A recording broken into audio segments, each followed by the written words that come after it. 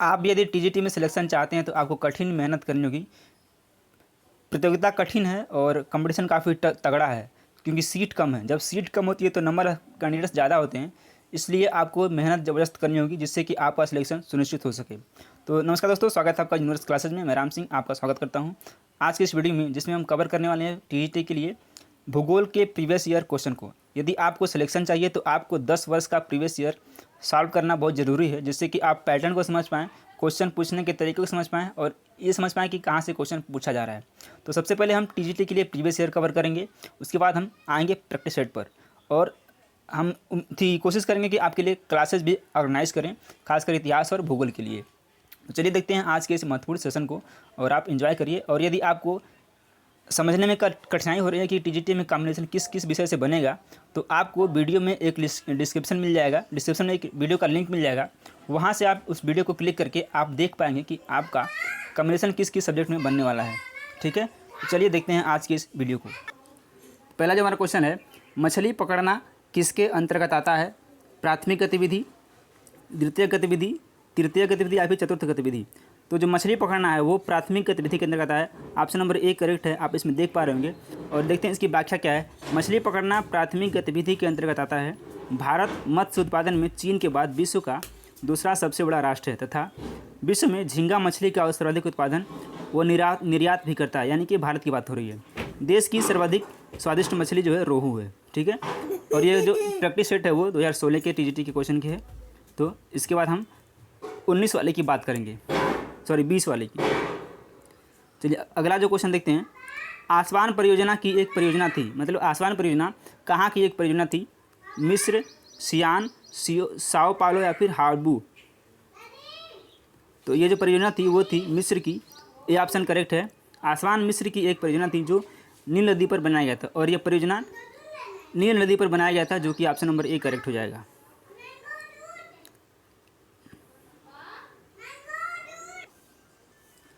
Alpha है एक कस्बा, एक जनजाति, एक प्रकार की घास या फिर एक खनिज? तो अल्फा एक प्रकार की घास है, और सी ऑप्शन बिल्कुल करेक्ट है। सी ऑप्शन करेक्ट मान के चलना है। आइए देखते हैं इस क्वेश्चन की व्याख्या क्या है। तो देख लीजिए पूरा डिटेल। अल्फा एक प्रकार की घास है जिसकी खेती एक महत्वपूर्ण चारे के फसल के रूप में की जाती है। इसकी उत्पत्ति संभवतः तुर्की, ईरान या फिर अफगानिस्तान मानी जाती है, यानी कि जो इसकी उत्पत्ति है तुर्की, ईरान या फिर अफगानिस्तान मानी जाती है। यह ठंडे मौसम का एक 12मासी फलीदार पौधा है जो 20 वर्ष तक जीवित रह सकता है, यानी कि यह पौधा 20 वर्ष तक जीवित रह सकता है। यह 1 से 15 मीटर तक लंबा होता है। यह अमेरिका तथा पश्चिमी उत्तर प्रदेश में अधिक मात्रा में उगाया जाता है। इसका उपयोग हर्बल दवाइयों के रूप में भी होता है। इसमें प्रोटीन, कैल्शियम एवं अन्य धातुओं का तथा विटामिन में बी समूह सी व ई के की प्रचुर मात्रा होती है, यानी कि विटामिन बी कॉम्प्लेक्स सी व ई की प्रचुर मात्रा इसमें होती है। तो चलिए, ये अल्फा घास की बात हो रही थी। अगला क्वेश्चन देखते हैं। कोरोमंडल तट कहाँ पर स्थित है? कर्नाटक, तमिलनाडु, आंध्र प्रदेश या फिर उड़ीसा? तो जो कोरोमंडल तट है वो तमिलनाडु में स्थित है। बी ऑप्शन बिल्कुल करेक्ट है। आइए इसकी डिटेल देखते हैं। तो कोरोमंडल तट एक चौड़ा तटीय मैदान है जो पूर्वी तमिलनाडु राज्य में अवस्थित है। यह तट पूर्व में बंगाल की खाड़ी, पश्चिम में पूर्वी घाट, दक्षिण में कावेरी नदी के डेल्टा और उत्तर में उत्कल मैदान से घिरा हुआ है। इस क्षेत्र की उत्पत्ति तमिल मंदिरों की भूमि के रूप में जाना जा रहा है। इस मंडल की औसत ऊंचाई 80 मीटर है, ये भी आपको ध्यान रखना है। निम्नलिखित ग्रहों में से कौन सा बाह्य ग्रह है? शुक्र, मंगल, यूरेनस या फिर पृथ्वी? तो बुध, शुक्र, पृथ्वी, मंगल ये सब क्या हैं? आंतरिक ग्रह हैं। तो बुध भी आंतरिक ग्रह है। बुध, शुक्र, पृथ्वी, मंगल। देखिए, शुक्र, मंगल, पृथ्वी ये सब क्या हैं? ये आंतरिक ग्रह हैं। तो बाह्य ग्रह इसमें कौन सा है? यूरेनस जो इसमें बाह्य ग्रह है। सी ऑप्शन बिल्कुल करेक्ट है। आइए देखते हैं इसका डिटेल क्या है। वर्ष 2006 में अंतर्राष्ट्रीय खगोल संघ का प्राक सम्मेलन हुआ, और इस सम्मेलन में ग्रहों की संशोधित परिभाषा दी गई तथा यह कहा गया कि सूर्य के चारों ओर दीर्घ वृत्ताकार कक्षा में चक्कर लगाने वाले आकाशीय पिंडों को ग्रह कहा जाएगा। एक निश्चित कक्षा में ग्रह का घूमना उससे गुरुत्वाकर्षण शक्ति के ऊपर निर्भर करता है। इस प्रकार कुल ग्रह 8 बताए गए हैं इस सम्मेलन में, जिसमें 4 बुध, शुक्र, पृथ्वी तथा मंगल को आंतरिक ग्रह या पार्थिव ग्रह के रूप में परिभाषित किया गया तथा बृहस्पति, शनि, अरुण व वरुण को बृहद गैसी या बाहरी ग्रह के रूप में इस प्रकार ये कहा गया है। चलिए अगला क्वेश्चन देखते हैं। अब तो क्लियर हो गया होगा कि बाह्य और आंतरिक ग्रह क्या हैं। महाद्वीपीय धारा के सिद्धांत के अनुसार 250 मिलियन वर्ष पूर्व केवल एक महाद्वीप और एक महासागर था। उस महासागर का नाम क्या था? तो ये था पैंथसाला। वैज्ञानिक ने बताया कि आदिकाल में महाद्वीपों के छोटे छोटे टुकड़े पानी पर तैर रहे थे जो पोलियोजोइक, ये ध्यान रखना है, ये भी पूछ सकता है कि किस युग के हैं, तो ये पोलियोजोइक युग के हैं, आपस में जुड़ गए जिससे पैंजिया नामक महाद्वीप का निर्माण हुआ था तथा यहाँ पैंजिया नामक महाद्वीप का निर्माण हुआ था। यह पैंजिया नामक महाद्वीप पैंथालासा महासागर तट पर तैर रहा था। कालांतर में यह पैंजिया महाद्वीप दो टुकड़ों में विभक्त हो गया, जिसमें एक को अंगारा लैंड तथा दूसरे को गोंडवाना लैंड कहा गया तथा इनके बीच के जल भाग को टेथिस सागर कहा गया। आगे चलकर अंगारा लैंड दो भागों उत्तरी अमेरिका तथा यूरेशिया के रूप में अलग हो गया तथा गोंडवाना लैंड से दक्षिण अमेरिका, अफ्रीका, ऑस्ट्रेलिया तथा दक्षिण एशिया बनाती है। आपको ध्यान रखना है। अगला क्वेश्चन देख लेते हैं। पृथ्वी एक घूर्णन लगभग यानी कितने घंटे में पूरा करती है? तो ये हमको लगता है सबको पता होगा। तो पृथ्वी एक घूर्णन 24 घंटे में पूरा करती है। ये ऑप्शन बिल्कुल करेक्ट है। आइए इसकी व्याख्या देखते हैं। पृथ्वी सूर्य से दूरी के क्रम में तीसरा तथा आकार की दृष्टि से पाँचवां सबसे बड़ा ग्रह है। यह अपने अक्ष पर एक चक्कर लगाने में 23 घंटा 56 मिनट और 4.9 सेकंड का अथवा 24 घंटे समय लेती है तथा सूर्य की परिक्रमा करने में 365 दिन। इसका एकमात्र उपग्रह चंद्रमा है। इसके भू प्रपट्टी की संरचना कई प्रकार के तत्वों से मिलकर हुई है, जिसमें मुख्य रूप से ऑक्सीजन 46.8%, सिलिकॉन 27.72%, एल्युमिनियम 8.13%, कैल्शियम 3.63% तथा सोडियम 2.83% है। अगला जो क्वेश्चन है, भूकंप की तीव्रता मापने के लिए हम किसका प्रयोग करते हैं? मरकली पैमाना, रिक्टर पैमाना, दोनों या फिर बैरोमीटर। तो भूकंप की तीव्रता मापने के लिए हम मरकली और रिक्टर पैमाना दोनों का यूज़ करते हैं। सी ऑप्शन बिल्कुल करेक्ट है। शहरी और औद्योगिक केंद्रों में जब धुएं के साथ कोहरा मिल जाता है तो इसे किस नाम से जाना जाता है, फिर इसको क्या कहते हैं? धूम कोहरा, कुहासा, ओस, पाला। तो इसको हम बोलते हैं धूम कोहरा। यानी कि जब भी औद्योगिक केंद्रों में जब धुएं के साथ कोहरा मिल जाता है तो इसे हम धूम कोहरा के नाम से जानते हैं। और देखते हैं ये कैसे इकट्ठा होता है। तो इसमें इस तरह से ऑप्शन नंबर 1 करेक्ट है। आइए इसकी डिटेल देखते हैं। अत्यधिक धुएं से भरा कोहरा जो सामान्य रूप से औद्योगिक तथा घने बसे नगरीय क्षेत्र में पाया जाता है। अंग्रेजी के इस शब्द की रचना दो शब्दों स्तोक तथा कोण से मिलकर की गई है। घुहासा यानी कि घुहासा स्माग, जिसे इसको ही हम स्माग भी कहते हैं। तो इस तरह से आपको ध्यान रखना है, इसको हम स्माग भी कहते हैं। ये ऑप्शन बिल्कुल करेक्ट है। निम्नलिखित में से कौन सा भारत के पूर्वी तट में शीत ऋतु की वर्षा के लिए अधिक उत्तरदायी है? शीतोष्ण चक्रवात, उष्णकटिबंधीय चक्रवात, उत्तर पूर्वी मानसून या फिर इनमें से कोई नहीं। तो क्या है? सी ऑप्शन करेक्ट है, उत्तर पूर्वी मानसून। ऑप्शन नंबर सी बिल्कुल करेक्ट है।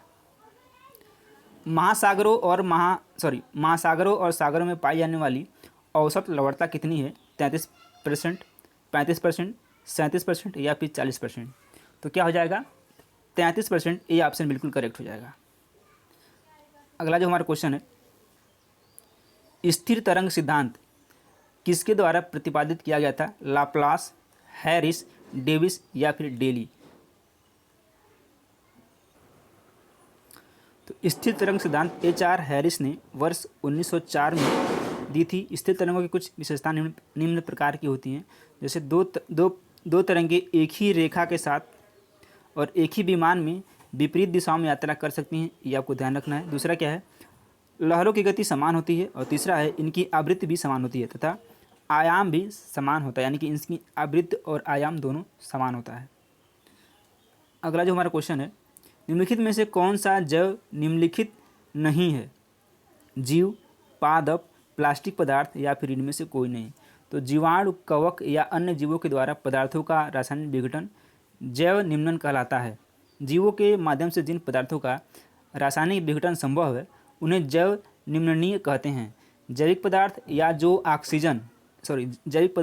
ऑक्सीजन की उपस्थिति में अपघटित किए जा सकते हैं या ऑक्सीजन की अनुपस्थिति में। इस प्रकार प्लास्टिक पदार्थ जैव निम्नकरणीय नहीं होते हैं, जबकि जीव व पादप जैव निम्नकरणीय हैं। कंपोस्ट खाद जैव निम्नकरणीय द्वारा नहीं तैयार की जाती, यानी कंपोस्ट खाद। तो इसमें क्या है, सी ऑप्शन बिल्कुल करेक्ट है। आसन्न पारिस्थितिकी तंत्रों के मध्य एक सीमा संक्रमण क्षेत्र क्या कहलाता है? तो यह कहलाता है यूकोटोन। ऑप्शन नंबर ए बिल्कुल करेक्ट है। एक नदी, झील या झरने जैसे जलापूर्ति वाले स्रोत के निकट स्थित एक स्थान क्या कहलाता है? शुष्क बिंदु या फिर बस्ती, निम्न बिंदु बस्ती, रक्षक स्थान या फिर बाजार बस्ती। तो यह कहलाता है नम बिंदु बस्ती। बी ऑप्शन बिल्कुल करेक्ट है। एक नदी, झील या झरने जैसे जलापूर्ति वाले स्रोत के निकट स्थित एक स्थान नम बिंदु बस्ती कहलाता है। इन नमी वाले स्थानों से कभी कभी मीथेन गैस निकलती है। भारत में लोकटक झील मणिपुर में है। इस झील पर तैरता हुआ एक गाद पाया जाता है जिस पर लोग कभी कभी चलते भी हैं। और पुलिकट झील तमिलनाडु में है, यहीं पर रॉकेट प्रक्षेपण होता है। भारत सरकार झीलों के रखरखाव हेतु काफ़ी प्रयास कर रही है, तो आपको ये भी ध्यान रखना है। राष्ट्रीय जनसंख्या नीति 2000 का लक्ष्य क्या था? कुल प्रजनन दर 2010 तक 2.1 तक लाना, यही इसका लक्ष्य भी था 2000 तक। ऑप्शन नंबर ए बिल्कुल करेक्ट है। ये क्वेश्चन उस समय का है, इसलिए मैंने इसको रखा हुआ है। निम्नलिखित में से कौन सा एक उत्तम गुणवत्ता का कोयला है? पीट, लिग्नाइट, बिटुमिनस या फिर एंथ्रेसाइट। तो जो उत्तम गुणवत्ता वाला कोयला है वो है एंथ्रेसाइट। ऑप्शन नंबर डी बिल्कुल करेक्ट है। आइए देखते हैं डिटेल क्या है। कोयले में उपस्थित कार्बन की मात्रा के आधार पर इसकी गुणवत्ता की पहचान की जाती है। कार्बन की उपस्थिति के आधार पर ही कोयले को एंथ्रेसाइट, बिटुमिनस व लिग्नाइट तथा पीट के रूप में वर्गीकृत किया गया है, जिसमें सर्वोत्तम गुणवत्ता का एंथ्रेसाइट कोयला होता है। इसमें कार्बन की मात्रा 80 से 95% तक पाई जाती है। यह जलते समय धुआं नहीं देता है। भारत में इस प्रकार एंथ्रेसाइट कोयला जम्मू कश्मीर राज्य से प्राप्त होता है, यानी कि जो जम्मू कश्मीर राज्य है वहाँ से एंथ्रेसाइट कोयला, जो कि सबसे उच्च गुणवत्ता वाला कोयला है, प्राप्त किया जाता है। देश में कोयला उत्पादन क्षेत्र कुछ इस प्रकार से हैं, जैसे झरिया, कालाकोट, उमर सागर, पलामा इत्यादि। अगला क्वेश्चन देखते हैं। निम्नलिखित में से किसे काली पृथ्वी मृदा कहते हैं? पॉडजाल, लैटेराइट, चरनोजम या फिर पेडोकोल। तो इसे कहते हैं चरनोजम को। सी ऑप्शन बिल्कुल करेक्ट है। उत्तर भारत का उत्तर जठरी विस्तार क्या है? 2500 किलोमीटर, 3214 किलोमीटर, 2393 किलोमीटर या फिर 3600 किलोमीटर। तो भारत का उत्तर दक्षिण जो विस्तार है वो है 3214 kilometre. Option number B correct है। और जो पूर्व पश्चिम विस्तार है वो है 2933 किलोमीटर। ये भी आपको ध्यान रखना है। ये क्या है? ये पूर्व से पश्चिम है। अगला क्वेश्चन देखते हैं। पूर्वी और पश्चिमी घाट पर क्या मिलते हैं? कार्डमम पहाड़ियाँ, अन्नामलाई पहाड़ियाँ, नीलगिरी पहाड़ियाँ या फिर पलामी पहाड़ियाँ। तो पूर्वी और पश्चिमी घाट जहाँ मिलते हैं वो है नीलगिरी पहाड़ियाँ। सी ऑप्शन बिल्कुल करेक्ट है। तो चलिए आज के सेशन को यहीं तक रखते हैं और हम उम्मीद करते हैं कि 21 क्वेश्चन में आपने लगभग 15 प्लस क्वेश्चन सही किए होंगे। यदि आपने 15 प्लस क्वेश्चन सही किया तो आपकी तैयारी अच्छी है और आपको तैयारी और भी आपको रिवीजन करने की आवश्यकता है। तो हम फिर मिलेंगे, तब तक के लिए अपना ख्याल रखें और पढ़ाई करते हैं। नमस्कार, जय हिंद।